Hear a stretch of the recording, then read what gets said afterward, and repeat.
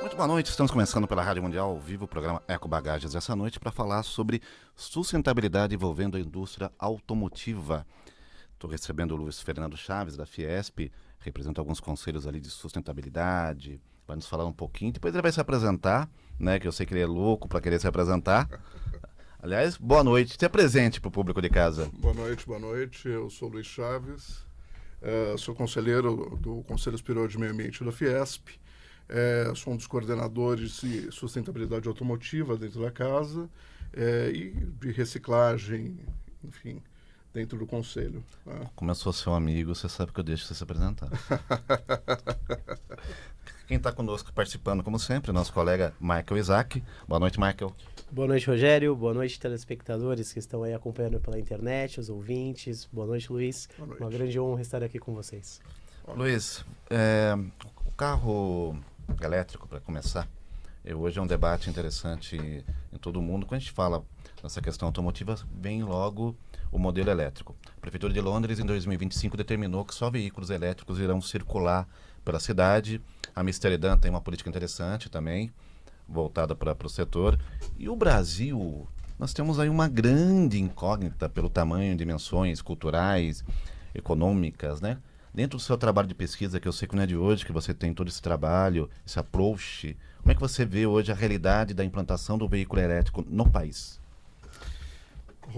Vamos começar por um fato histórico. Os primeiros carros que tiveram no mundo eram elétricos. Não eram a combustível como gasolina, por exemplo, ou querosene, porque já teve esse, ou mesmo a vapor. Os primeiros carros que existiam eram elétricos. Tá? Depois, por um lobby do petróleo, você passou a carros a ciclo Otto. Na década de 90, por causa da lei que você tinha nos Estados Unidos, principalmente na Califórnia, teve de novo uma revolução do carro elétrico. Os carros elétricos estouraram na Califórnia, só que eles não foram vendidos, eles foram colocados em comodato. O que aconteceu, o negócio foi tão bom, tanta gente quis que tinha a fila, para você ter uma ideia, de 2 anos para pegar um carro em comodato elétrico. Tá? Depois é até interessante, estou fazendo um parênteses, tem um documentário que Sim. ainda está no YouTube, A Morte do Carro Elétrico. A Morte do Carro Elétrico. Vale muito a pena ver. Eu sei, eu te mandei isso uma vez. Não, mas você mandou com o título errado. Esse é o problema da gente ser amigo, mas exatamente. Tem A Morte do Carro Elétrico, depois tem um segundo filme agora, que é A Revanche do Carro Elétrico. Você quer a ressurreição do carro elétrico. Na verdade, o carro elétrico nunca morreu. Na década de 90, quando você teve esse renascimento do carro elétrico, vamos colocar assim, esse novo impulso para o carro elétrico, que infelizmente foi no comodato, e por isso quem assistiu o filme vai ver, as pessoas, quando a indústria começou a perceber que você não parava mais no posto de combustível para abastecer o seu automóvel. Quando a indústria começou a perceber que o carro não ia para a concessionária para trocar o óleo e filtro, que era digamos assim, o grande apêndice que ficava, você tinha sempre que ir lá. Quando perceberam que o carro só trocava pastilha de freio e pneu, as indústrias falaram, opa, não só a indústria automotiva, como a indústria do petróleo, como a indústria de autopeças, parou e falou, não, tá errado, recolhe os carros. Aliás, quem vê o filme, tá no YouTube, é fantástico ver esse filme para entender um pouco a história É bom citar que se você não quer ver o filme, tem atores, vai ter o Mel Gibson, tem outros querendo comprar o carro. Tem, Você é vê verdade, isso aparece no filme. O que acontece é que as pessoas não compraram, tiveram que devolver, aqueles carros foram simplesmente sucateados. Tá? Aí a indústria veio com algumas alternativas. O carro híbrido era uma alternativa, o carro, a célula de combustível de hidrogênio era outra. Só que quando você fala de híbrido e de hidrogênio, você fala do carro voltar para a concessionária, fala do carro parar no posto de combustível, se ele não for plug-in. Tá? E a grande revolução que está tendo agora é que os carros elétricos, eles estão sendo 100% elétricos. E aí cria-se uma grande polêmica. Tá? Essa novidade não vai pegar? Bom, não é novidade. Os primeiros carros eram elétricos. Em 90 já se provou que aquilo funcionava muito bem. Tá? Mas as baterias não vão durar. Para abastecer os carros com todas as baterias, a gente vai acabar com o meio ambiente. Bom, as baterias, o grande consumidor de baterias hoje é celular. A gente já está chegando a 1,5 celulares por habitante no mundo. Daqui a pouco a gente já está com 2 celulares por habitante. Se você juntar as baterias dos celulares, a gente abastece carros por muito tempo, né? E a indústria automotiva moderna, inteligente, pujante que nós temos... Pode inverter, né? Sim, também. O celular tem um humano... O celular adota humano, né? O uso humano. Exato. O que acontece com os carros elétricos e que vai acontecer daqui para frente é que os carros elétricos, por exemplo, as indústrias mais pujantes, as mais inteligentes, a bateria já chega a durar 10 anos, 12 anos. No mínimo 8, né, Luiz? O mínimo 8, acho que é o mínimo que se coloca, mas quando você coloca 8, você sabe que a margem de segurança é 50%. Sim. A bateria pode chegar a durar 16 anos, tá? Isso é uma garantia que se dá que aquela bateria vai ter uma carga pelo menos de 80% de funcionalidade. Mas eu acho também que a questão nem é essa, né? Eu acho que a questão de menos é a bateria, né? Eu acho que é um imbróglio que as pessoas não conseguem romper barreiras culturais, que são um ponto principal, como tudo que se fala de sustentabilidade, envolvendo desde medicamentos alternativos, desde... plataformas econômicas onde você possa implantar, não é bem por aí? É assim, eu estou só terminando esse parênteses do que acontece hoje com o que as pessoas pensam, porque eu vou entrar numa outra celeuma contigo que é Smart Cities, tá? Cidades inteligentes. Porque não adianta você querer desplugar uma coisa da outra, porque não vai funcionar, tá? Então, o que acontece? Essa revolução do carro elétrico, ela está vindo. Pode se questionar 1 milhão de coisas. Mas você tem um carro que não polua, e quando eu falo não poluir, a poluição do ar é diminuída a níveis extremamente baixos, porque isso mata a dona de casa que está dentro do ônibus todo dia, naquele corredor de ônibus com ônibus a diesel. Mata a criança que está em casa no inverno, quando você tem uma vibração térmica, os hospitais ficam lotados, mata. E o governo precisa perceber o seguinte, quando você começar a fazer essa revolução, você diminui o número de leitos no hospital, o custo dos hospitais diminui. Então, tem que incentivar, quanto mais. É uma revolução que vai vir e não vai voltar. Só que o que acontece? Claro. Ela tem o pulo do gato, que é a história das Smart Cities. Porque um carro elétrico, hoje, ele vai ser linkado com uma série de outras coisas. Provavelmente vai virar um carro autônomo daqui a alguns anos, com a revolução do 5G, com a internet das coisas, que está chegando, que é a grande briga que teve dos Estados Unidos com a China agora. Não foi por outro motivo, é porque a Huawei tinha um 5G de primeira qualidade e os Estados Unidos falou, eu não posso ficar atrás, vamos boicotar algumas coisas, né? Então, tudo isso está ligado, tá? Você vai abastecer seu carro elétrico na sua casa, na sua empresa. Você não vai precisar mais parar no posto de combustível, tá? Você vai rodar um carro elétrico hoje, tem autonomia, o mínimo que você tem ali é por volta de 200 quilômetros, tá? Então, se você pensar em São Paulo, você roda 3, 4 dias com o carro elétrico sem precisar abastecer. Rapidamente, deixa eu aproveitar o Michael. Claro. Qual a tua opinião? Você que já não gosta de dirigir? Bom, eu não gosto mesmo. Eu adoro. Eu não vou me manifestar aqui. Não, um excelente motorista aqui. E, De bom, fuga. Verdadeiramente não gosto muito. Em São Paulo, né, no trânsito, né? Mas aproveitando essa deixa, inclusive tem uma pessoa nos assistindo, que é o Felipe, é um engenheiro ambiental. Sim. E ele mandou para mim um artigo da Fiesp antes de eu chegar aqui à rádio.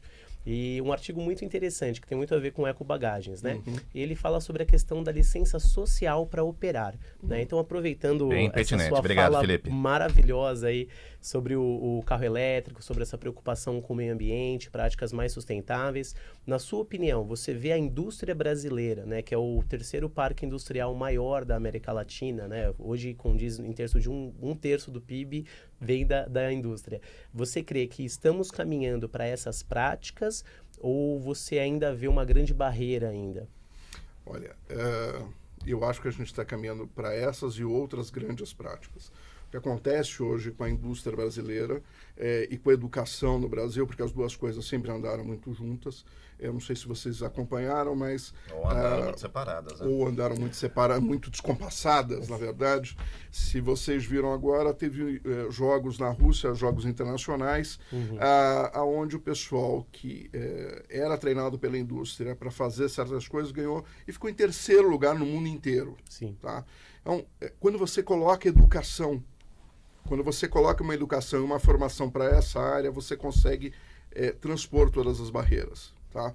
O pátio industrial nosso é antigo. Mentira. Hoje a gente consegue ter um pátio industrial extremamente competitivo. O que mata o país são os impostos. A hora que você começar a transformar impostos em incentivos, você consegue transpor todas as barreiras. Vou te dar um exemplo que eu acho que o Rô até citou agora no começo, e eu ouvi isso do pessoal da Volkswagen e da BMW. 2026 é o último ano que se produz motores ciclo combustão. Sim. Ou vai ser híbrido, ou vai ser elétrico. Toyota agora está lançando um híbrido a etanol. Etanol é algo brasileiro, tupiniquim, fantástico, gera emprego e renda, é agrobusiness. E você, o brasileiro, esquece disso, acha que isso é um combustível de segunda qualidade. Muito pelo contrário, ele é de primeiríssima qualidade. Quando você abastece o carro em São Paulo, você vê que o governo paulista, bem ou mal, eu acho que poderia ter incentivado mais, mas aqui é muito mais barato para abastecer o carro a álcool do que quando eu vou para o Rio de Janeiro. Entendeu? No Rio de Janeiro eu pago quase o dobro do álcool que eu pago aqui. Se a gente conseguir baixar os impostos, quantos empregos no campo eu consigo diretamente colocar? Eu até estava acompanhando no outro dia, vocês estavam entrevistando um jornalista aqui que falava de agrobusiness. Tá? E o que ele falou é uma realidade absoluta. Se você incentivar o homem no campo, o homem fica no campo, se fixa no campo. O etanol é um fantástico combustível para fazer essa transição. Tá? Os países não estão deixando de consumir ou não ter mais carro etanol porque é moda ter carro elétrico. Eles estão indo para o carro elétrico por um simples motivo. A poluição mata muito e é extremamente caro para os governos. O elétrico é uma fantástica solução e o etanol também. O etanol pode ser o combustível de transição ou um combustível junto, para estar junto ali. A gente precisa incentivar essa indústria. E ainda tem um porém que o etanol talvez, há estudos, polua menos que o carro elétrico. Muito menos. Não é? Para falar a verdade, a gente brinca que o etanol de terceira geração... Só para citar também, rapidamente, o Paraguai hoje está se levantando porque tem uma carga tributária menor. Sem dúvida. Um imposto sem dúvida. Um imposto único que eles têm lá. Facilitando toda uma transição. Espero que o nosso presidente pense e coloque pulso para a gente ter uma carga muito baixa e, de repente, um imposto único, sofrendo um imposto único. A China adotou também. Exatamente. Os países mais inteligentes começam a adotar, primeiro que você reduz muito a máquina toda. Tá? Com um único imposto para pagar é muito mais simples. Você sabe quanto você está pagando e você cutuca o seu vizinho que não paga e fala assim, não, é um imposto único, o imposto está baixo, eu pago, você vai pagar e eu quero a nota. Entendeu? Isso é uma atitude mais inteligente. Mas, voltando só nessa parte do etanol, eu estou reativando, refazendo o Polo Nacional de Biocombustíveis e Energias Renováveis. Vai ficar na Exalc, professor Edgar Belcler vai ser o presidente, eu vou ser o vice. O professor Edgar é um especialista em etanol. É uma das pessoas que mais entende disso. E uma frase que eu sempre ouço dele: etanol é trabalho, renda e sustentabilidade. Por quê? Porque quando eu coloco o etanol no carro, eu já fiz toda a compensação de carbono que ele tinha lá atrás. O etanol de terceira geração e o de quarta geração que está sendo estudado, porque inclusive eu posso ter um biodiesel feito de etanol, ele já compensou tudo que ele tinha que compensar lá. Então é uma maneira extremamente inteligente e o Brasil detém essa tecnologia. Né? Os estudos, e a gente está abrindo o polo exatamente para isso, os estudos que vão ser feitos daqui para frente, os laboratórios, as startups que a gente vai ter lá dentro em tecnologia, no agrobusiness, é exatamente para incentivar o brasileiro a pensar em tecnologia e em sustentabilidade. Imagina que lá a gente tem um trator autônomo. O que é um trator autônomo? Eu não tenho mais que ter aquele trabalhador, por mais que o ar-condicionado do trator hoje exista, ele não tem mais que ficar fazendo aquele trabalho. Curiosa, né? Aquele trabalho árduo. Exatamente. Mas o ar-condicionado em trator não é novo, né? Não, sim, mas é uma já tem há uma década, mas assim, o mais cansativo é aquele operador do trator que fica no campo, para um lado, para o outro, para um lado, para o outro.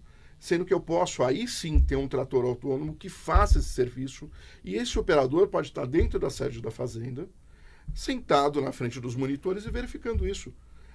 A gente brinca, aqueles drones que você vê no filme, né? Vai lá, ele sai dos Estados Unidos, vai até um país no Oriente Médio e mata uma pessoa. Eu vou ter um trator autônomo que da sede da fazenda, em vez de estar matando alguém, eu estou dando vida, eu estou criando vida, eu estou tratando e alimentando o mundo inteiro. Isso é importantíssimo. Essa tecnologia nós temos que dominar com uma rapidez absoluta. E vou te dar um outro dado curioso. Já existem estudos que o famoso nióbio, que tanto se falou, ele pode ser um componente para baterias feitas no país de extrema qualidade. Na verdade, ele é um componente para coisas feitas até com maior duração do que as baterias no Brasil. Falamos de NASA, daí que uma outra seara, talvez para um outro programa, né? Sim, mas a gente conversa sobre isso. Mas o desconhecimento, onde você se cita aí mesmo nas entrelinhas, é o principal fato, né? Sim. Infelizmente, desconhecemos imensamente toda a capacidade e riqueza desse país. Eu não estou vendo só o nióbio, o manganês, por exemplo. Sim. Temos chineses, noruegueses comprando manganês no Brasil. Como é que eu quero saber a riqueza que eu tenho no país se eu não consigo fazer as pessoas estudarem, se eu não consigo fazer o jovem que tem uma ideia sentar numa startup e dar condição para ele pensar, modificar, se eu não consigo pesquisadores importantíssimos que a gente tem, por exemplo, na Exalc, que não tem valor, dinheiro para as pesquisas que tem ali dentro. São importantíssimas. Veja... Acho que o dinheiro é abertura, né, Luiz? É verdade. Porque muitas vezes é cerceado, né? Essa coisa de pesquisa. O Marco trabalha com essa questão também envolvendo pesquisas, tudo, resíduos sólidos, sabe muito bem o que é isso também, né?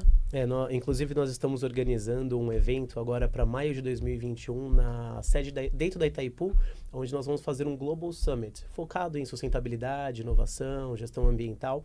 E isso que você está falando é uma realidade triste do nosso país. Sem dúvida. Porque temos excelentes profissionais, muito capacitados, que produzem muito, mas há um gap entre essa comunicação entre o mercado, o governo e a academia.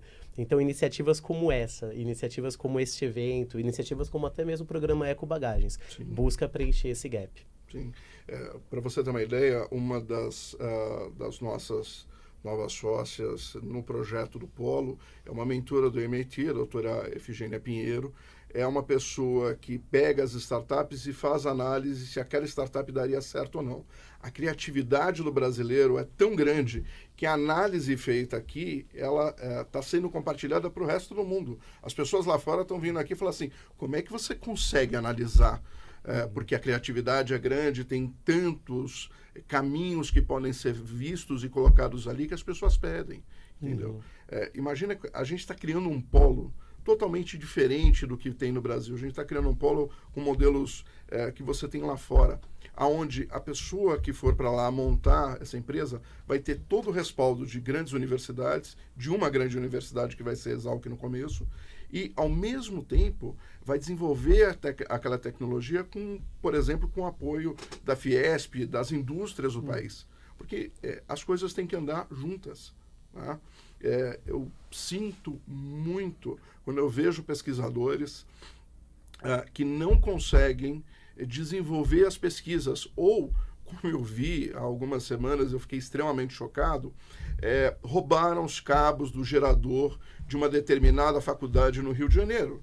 E aí teve um problema, acabou a luz, o gerador não entrou, e se perdeu pesquisas de 15 anos. Absurdo. Nossa. Isto é um absurdo. Sem precedente. Né? O incêndio no Museu Nacional é outro absurdo. Sim. Tá? Educação não é só na sala de aula, ela é importantíssima, mas essa parte de pesquisa, essa parte científica, ela é importantíssima. Quando a gente fala, por exemplo, de desenvolver um trator autônomo nesse caso, você não está falando só de criar alguma coisa nova, você está falando de dominar uma tecnologia de ponta que vai servir para o mundo inteiro. Você deve lembrar bem, 20 anos atrás a gente falava que o grande problema da humanidade ia ser a falta d'água. Era must. Você ia para congressos na ONU, a falta d'água. Há 20 dias atrás falaram isso também. Exato. Mas eu vou dizer uma coisa para você. Você sabe qual é o grande problema da humanidade? Não é falta d'água. Ignorância? A água, você consegue tratar, dessalinizar, ela está até abundante. O problema é que a água barata e potável para as comunidades pobres vai faltar. Mas você consegue pensar no grande problema hoje da humanidade? Como é que eu vou produzir alimento para todo mundo? Então, Tá? a China vive aonde buscando alimento? No mundo inteiro. Mas principalmente China, aonde? no Brasil, No Brasil. busca bastante. E o outro grande problema que a gente vai ter vindo junto com o alimento, com a escassez de alimento e de água, vai ser principalmente o vetor doenças. O quanto eu vou conseguir espalhar, o quanto as doenças vão se espalhar hoje pelo globo e a rapidez. Né? A gente está brincando, mas a gente tem um surto de sarampo em São Paulo gigantesco. E as pessoas acham que só tem que ir lá tomar vacina. Não, tomei a vacina, está tudo bem. Desconhecem, por exemplo, que tem que se isolar aquela pessoa. Aqui na Bela Vista, perto do Maxud Plaza, que você conhece bem, eu moro ali, teve um caso de sarampo. Você me deve um café lá, tá? Devo, é verdade. Devo, não nego e pagarei. Bom, não só guardar. Amigos. Né? Quem falou Maxud Plaza foi você. O que acontece? Teve um caso de sarampo ali e todo o bairro em volta do Maxud Plaza, do hotel, teve que ser vacinado. Tanto que o posto de vacina ficou no hotel Maxud Mas tinha Plaza. consciência do isolamento ou não? Então, Porque a gente está citando um bairro nobre de São Exato. Paulo, consciente, Exato. não é? se colocou um aviso em cada um dos elevadores dos prédios ali dizendo, olha, houve um caso aqui e todo mundo que não tomou a vacina tem que tomar e o posto está montado dentro do hotel, dentro do Maxud Plaza. E as pessoas foram lá. Tá? Foi uma coisa branda. Tá? Só que hoje, se você pensar quantos refugiados você tem entrando no Brasil, quantos refugiados você tem entrando no resto do mundo, a primeira coisa que os governos deviam fazer é essa população refugiada, ela tinha que ser tratada com extrema delicadeza, com extremo carinho e todo o nosso corpo de saúde, que é fantástico. O Brasil, eu afirmo, é um dos melhores países do mundo na questão saúde, tá? Em médicos, em aparelhos, em tecnologias, deveria ajudar essas pessoas, porque isso vai ser um problema muito grande. Se a gente tiver uma epidemia um pouco mais forte, onde você não tenha uma vacina, o que aconteceria? Você não conseguiria isolar. Eu brinquei até com você, eu acho que na primeira entrevista que nós fizemos, um pouquinho antes, eu até comentei com você, a gente estava com um problema muito sério de febre amarela. E as pessoas achavam que a febre amarela vinha o vetor daquela pessoa que tinha sido contaminada, pegava um avião, descia em determinado local e aí contaminava a outra. Né? E eu lembro lá atrás, eu afirmei, não, o problema não é a pessoa que foi contaminada só.